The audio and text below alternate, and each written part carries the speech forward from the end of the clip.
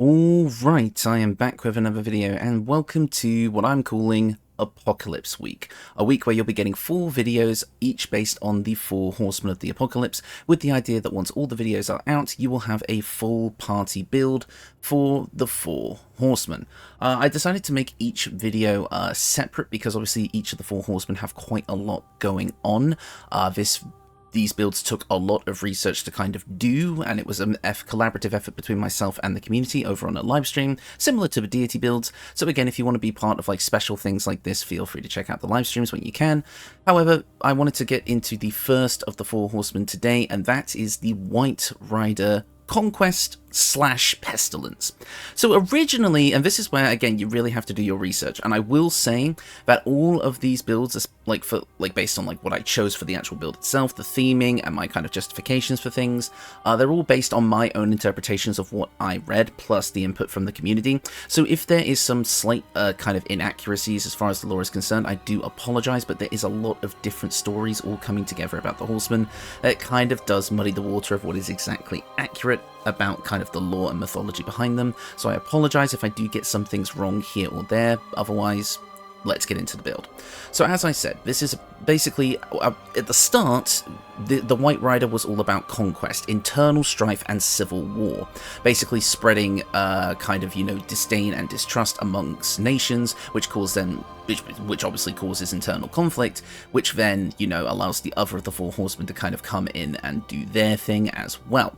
So that was what kind of distance conquest from war the other horseman, because the horseman of war is more about, open warfare, and we'll get to him in another video.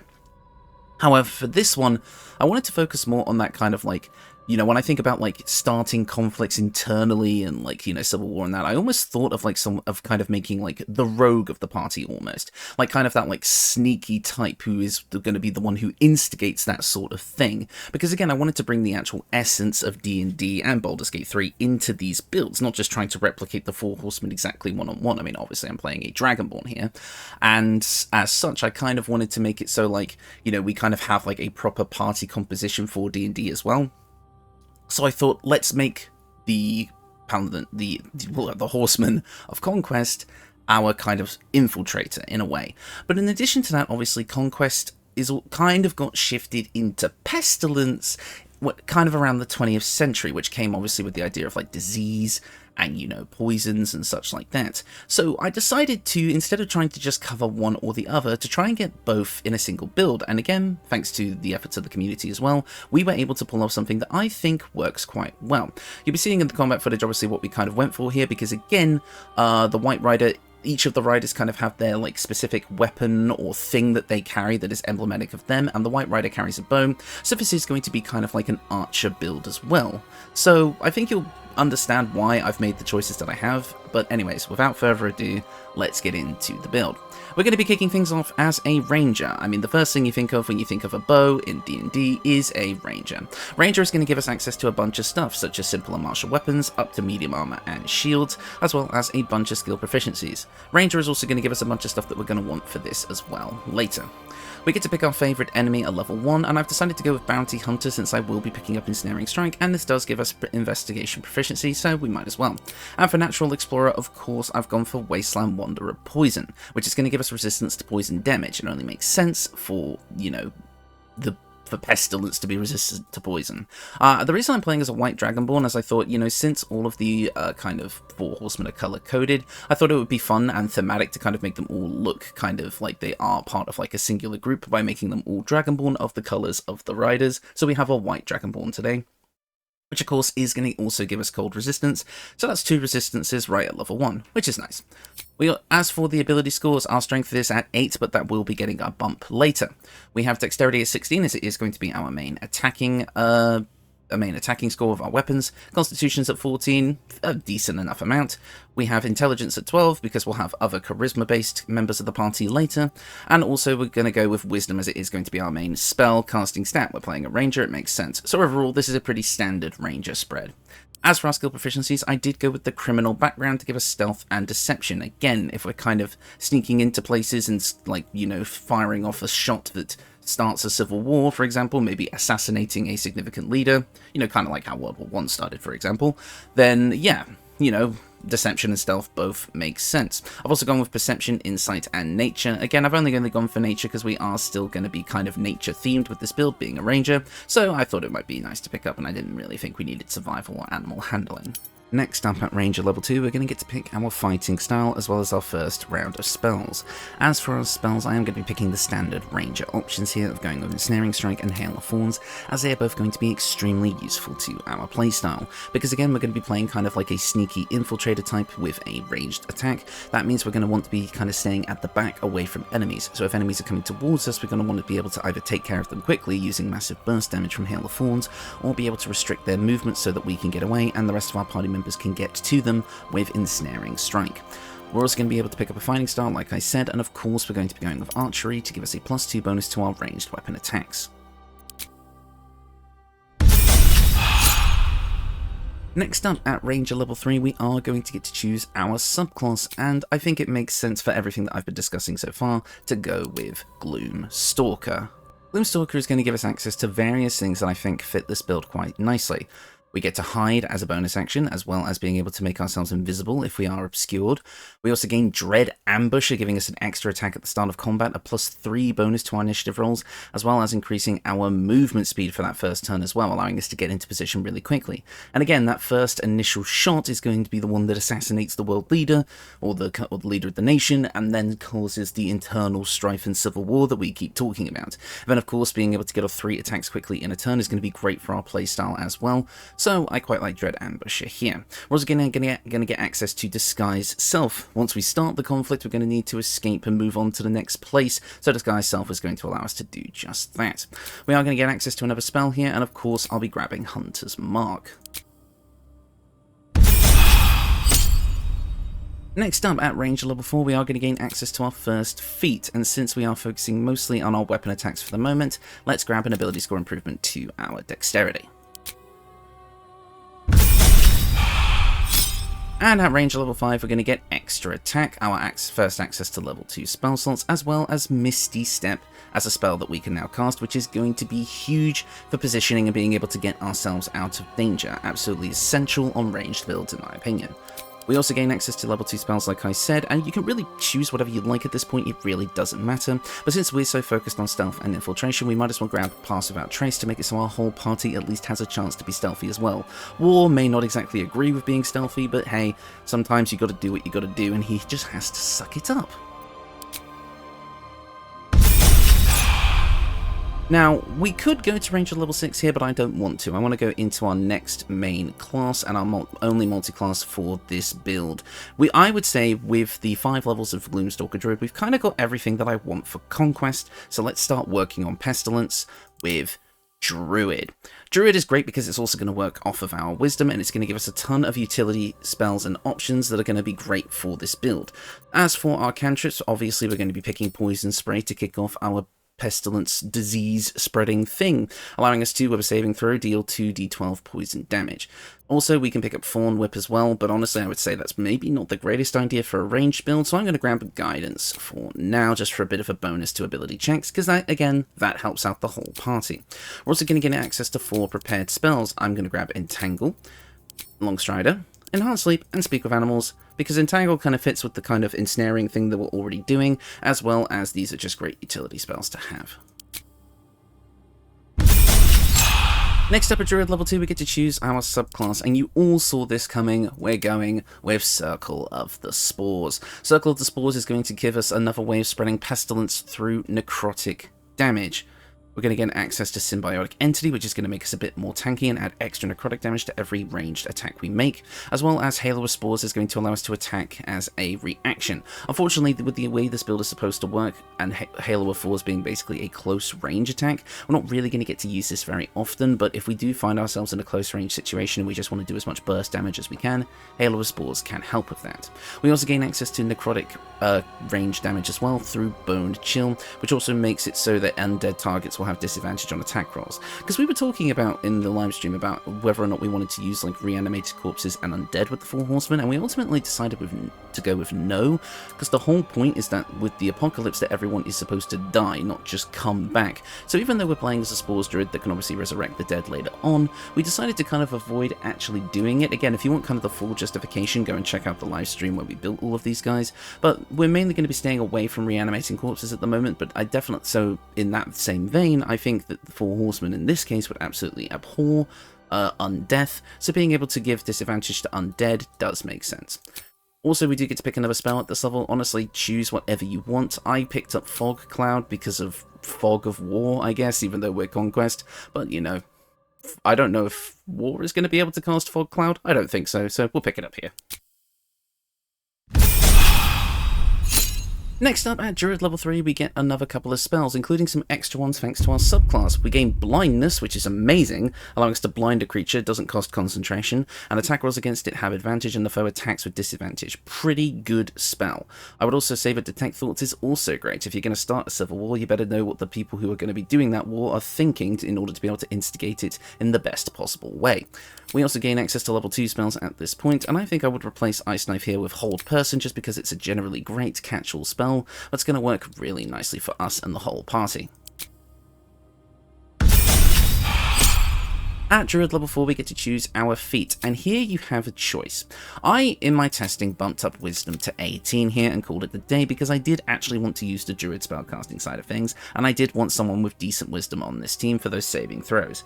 However, obviously we are playing a ranged build, so I would also recommend, and basically it's just either or, choose whichever you prefer, spellcasting or bow attacks, to go with Sharpshooter here.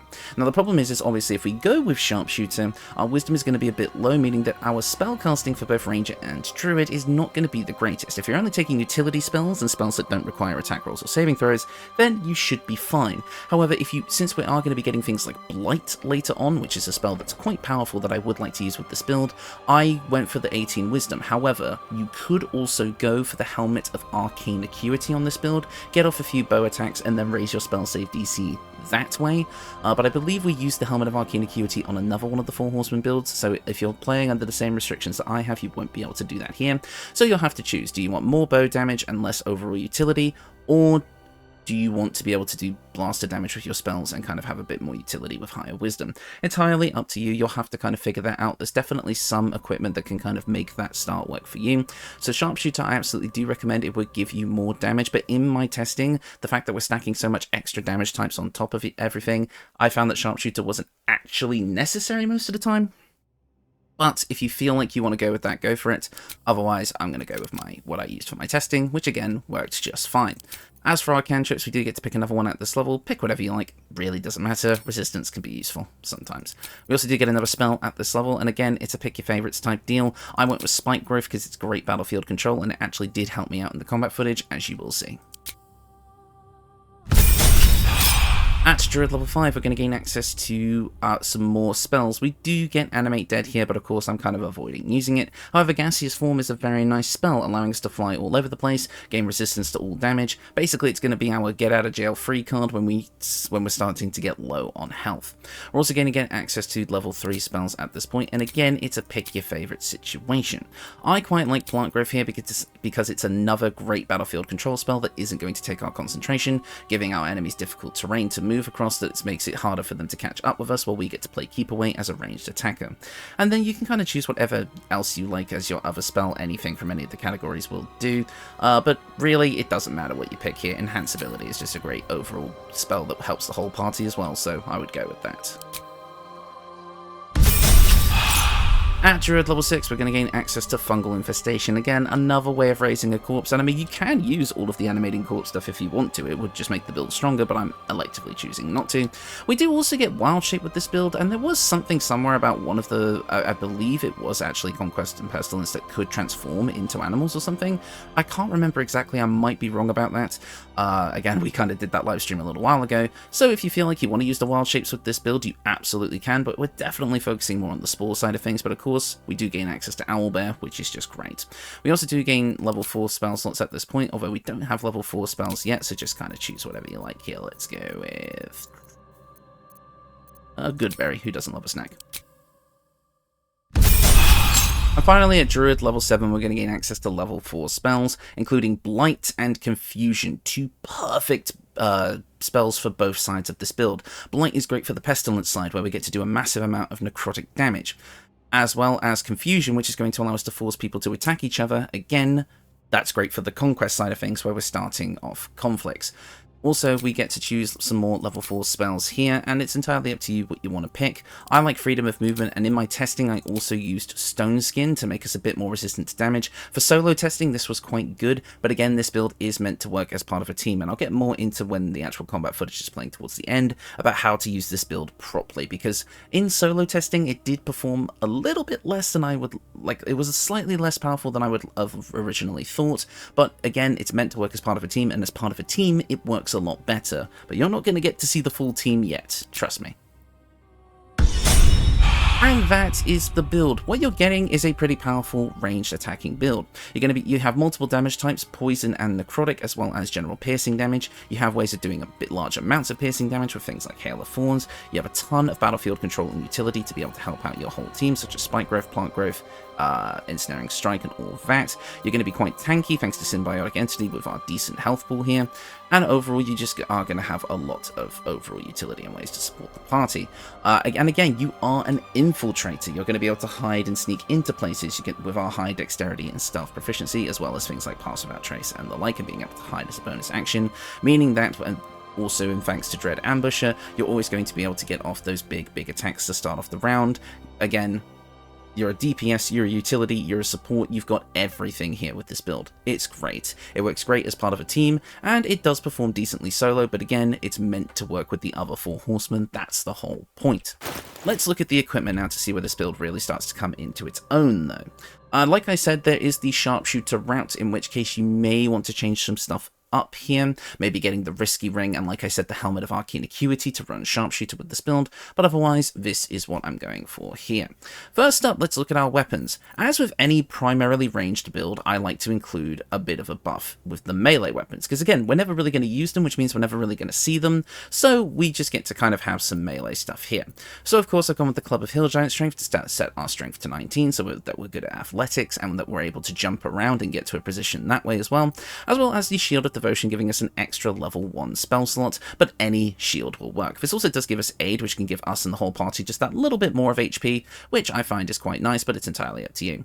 And then of course the main kind of start of the show here, the bow. And I've got 3 here that will work. First up, the Dead Shot, which is probably the most powerful option that I felt was on theme for the build. Obviously, Gone to Mail does exist, but I don't think a Holy Radiant Bow would really work unless you're going more with the interpretation that the White Rider is actually Jesus Christ, or just Christ himself, because that is another interpretation, in which case you might find a Golden Holy Bow to actually make sense. But for me, wasn't really feeling it, because I'm going for more of that kind of like Grim Reaper type vibe with like, you know, kind of like the darker colours and like the skeletal visage. Obviously, we're playing a Dragonborn here, so not quite, but you get what I mean. Anyway, so the Dead Shot is pretty good though. Reduces the threshold that we need to roll to get a critical hit by 1, so we roll a critical hit on a 19 or higher, and we double our proficiency bonus when rolling ranged attacks with this weapon unless we have disadvantage. So basically that just means that if we are running Sharpshooter, we're going to be even more likely to hit with this one. So this is definitely the Sharpshooter bow.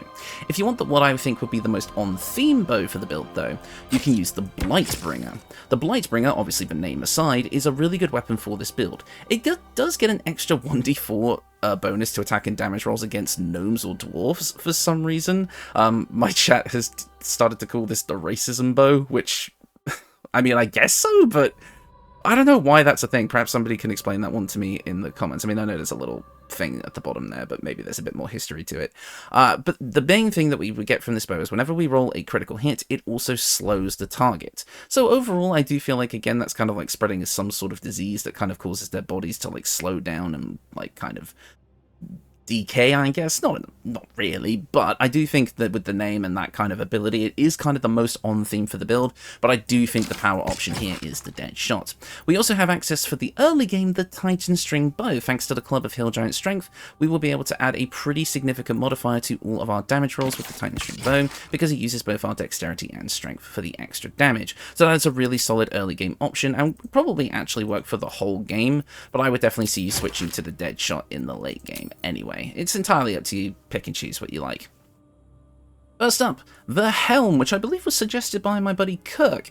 The Fistbreaker Helm will give us a +1 bonus to our spell save DC. Again, that can help make up for your lower wisdom if you do decide to go the Sharpshooter route, as well as giving us a +1 bonus to our initiative rolls. Overall, a very solid early game option for you, but if you are playing the kind of Sharpshooter route, you could swap over to the Mask of Soul Perception to gain a +2 bonus to attack rolls, initiative rolls, and perception checks, as well as getting another usage of Detect Thoughts that isn't going to cost a spell slot. Both work really well, but you're going to want to get the Fistbreaker Helm first, as it is earlier in the game, and the Mask of Soul Perception once you get to Act 3. Again, I would say I would probably stick with the Fistbreaker Helm if you're not doing the Sharpshooter route, but if you are doing the Sharpshooter route, go with the Mask of Soul Perception. We've got the Derivation Cloak as our cloak here because this is a build about poisoning, so whenever we poison a foe, we're going to gain a bit of healing. This build has quite a bit of self-regeneration and is able to play off of it quite nicely. Also, for our armour, we have the Armour of the Spore Keeper, because of course we do.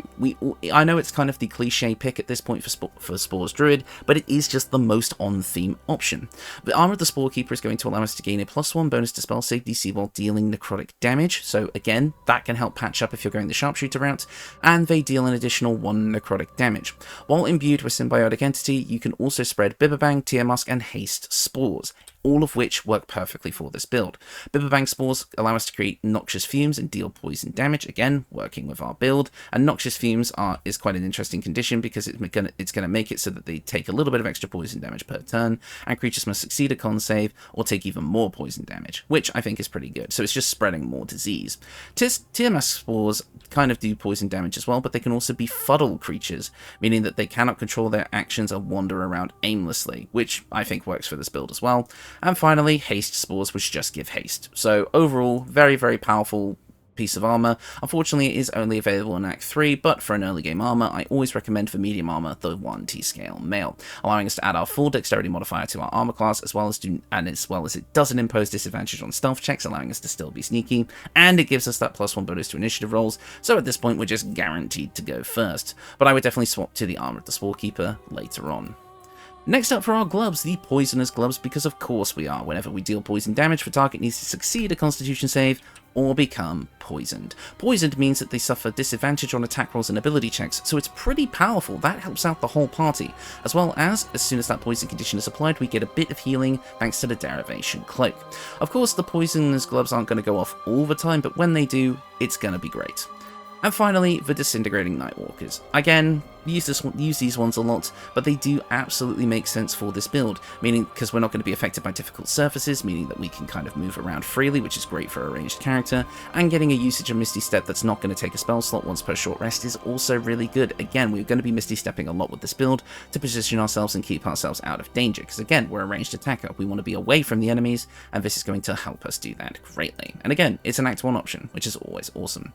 Next up, pretty typical setup here for poison builds. We obviously have the Broodmother's Revenge. Whenever the wearer is healed, their weapon becomes coated in magic and deals an additional 1d6 of poison. Now, of course, we can get that healing to trigger this from the Derivation Cloak. However, obviously, because that relies on being poisoned, and poison isn't always going to proc, you might want a slightly more reliable option once you hit Act 3, and that is going to be the Ring of Regeneration, which will heal you for 1d4 hit points at the start of every turn.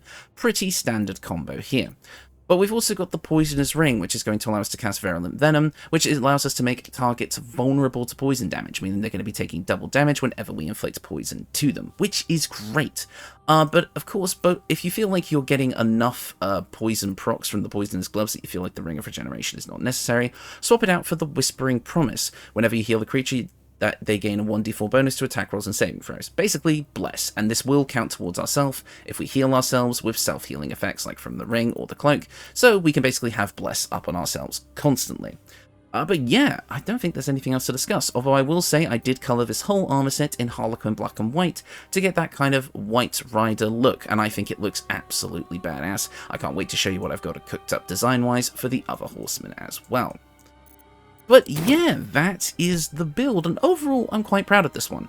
Now, testing for this build was a bit awkward, as again, when I test on Act 3 encounters, I often like to fight Steel Watchers. But again, I feel like when you fight a Steel Watcher with a build like this, it's not very representative of what the build is actually capable of.